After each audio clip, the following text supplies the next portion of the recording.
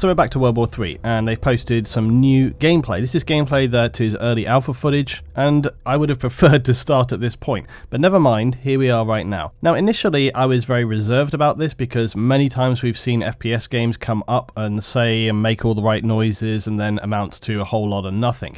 Now in this trailer you can see things like limited damage, a lot of different things like UAVs coming down, the vehicle gameplay, off-angle sights, etc, all of these different kinds of things. Jumping, vaulting, as you see there, properly landing, sliding, a lot of different optics going on, and essentially I'm not one that likes to really say, oh, this game just looks like this other game. I don't think that's ever fair or a good thing to do. However, this game really looks like Battlefield 4. It's got a lot of that style going on. There's a lot of elements within it which look very similar to Battlefield 4 to that degree. And to be fair, I don't think that should be taken as a negative thing. I mean, let's be real, Battlefield 4 is an astonishingly good game.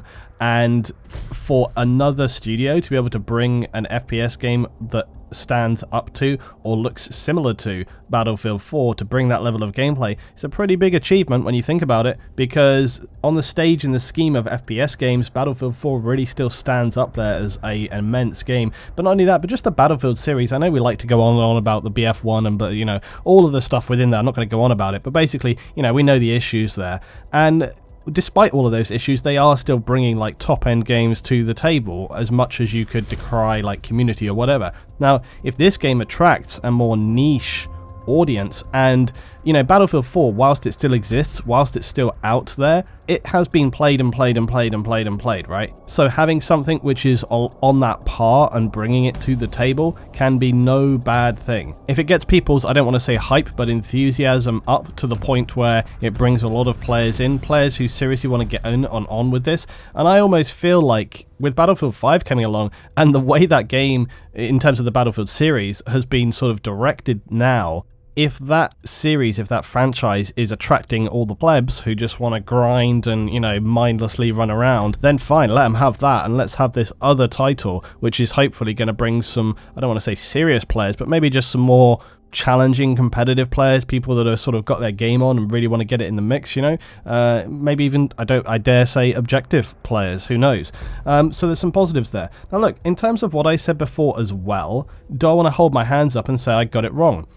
Kind of, but not really. I mean, basically, my previous criticism was simply that it's too early to judge. That was mainly the main thing. I was never saying that the game couldn't do it. I think I said something along the lines, I haven't bothered to rewatch my video just for reference, but I think I said something along the lines of it was going to be a whole lot of nothing and that I would believe it when I saw it for myself. And yeah, for that first part, I think from this trailer I could say I was wrong. My point simply was that when you don't have any gameplay to justify whatever judgment you're making, it's wrong to just automatically assume and say like, oh my god, this is going to be it, this is the Battlefield killer or whatever. You know, it's like, it's wrong to make that judgment when you don't have anything to base it on. But looking at this, we now do have something to base that on. So I would be happy to say that the sort of statements that I had made previously, that I was unconvinced and blah blah blah, yeah, I think I could say that those were wrong. Straight up wrong, basically. This game looks like it's going to be something. Now, you can see there's even sort of bullet penetration going on there as well. Now, in terms of will this game deliver, well, that's anybody's guess, because this is just some alpha gameplay. It doesn't really tell us lots about sort of, for example, server handling in terms of,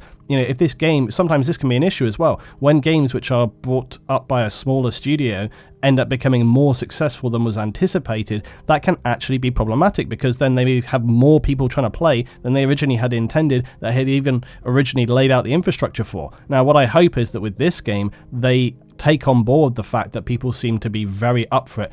They don't misjudge the amount of people that are interested in this game, so that they properly set up their servers, so they properly enable people to play the game. We don't have these kind of situations where the servers are just lagging out like hell, or that you can't get into the servers, or that people are getting disconnected continuously, and all these kind of issues, all sorts of issues there. Also, we don't know anything about frame rates yet, and whilst this all looks very good, actually, you know, judging from the gameplay in the trailer here, it actually looks pretty decent. Everything looks quite solid and on point. There doesn't seem to be, just from looking at what's going on here, tons of really dropping frames, which you of course wouldn't want to put into your trailer in the first place.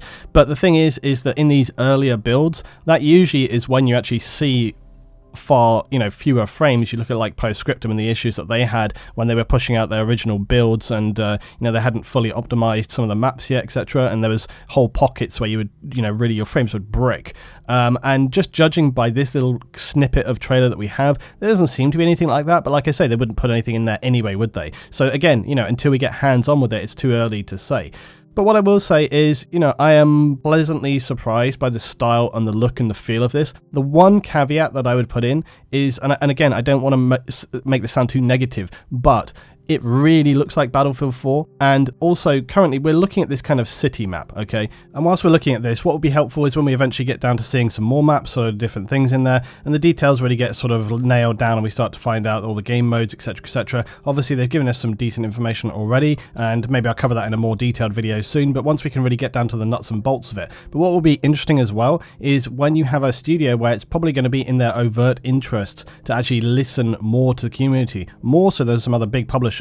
EA and DICE have been trying to sort of turn things around after the debacle that has been, well, the litany of issues. And you can see this year with BF5 that they've been making a really out and out point to try and say, like, we're listening to the community. They're making sure that their game changers are really pushing that message that we're listening to you, we're listening to you, we're listening to you, we're listening to you. We're not going to fuck you over like we have done with some of the past games recently, like Star Wars Battlefront. They're really trying to hit that home for understandable reasons, because they're probably very concerned about sales, etc, etc.